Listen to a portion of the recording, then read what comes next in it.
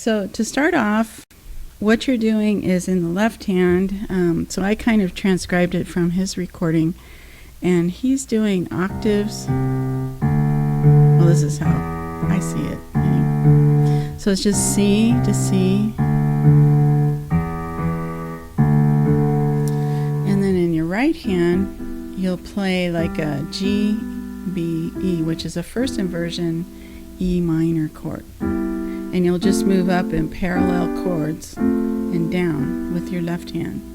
And this is the pattern. So it's, let's see if I can, hopefully I can move this without causing problem. Okay.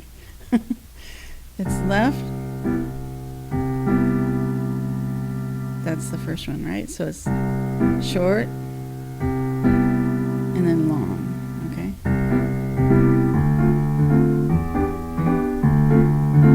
They're all the same, so it's just going up and down 2 times, so there's a repeat there.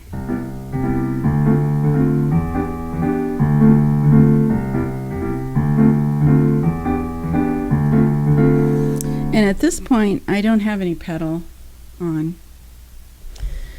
but you can probably add it starting right about here. And in your left hand, you're going to do the same thing. So you're just doing C to C, D to D,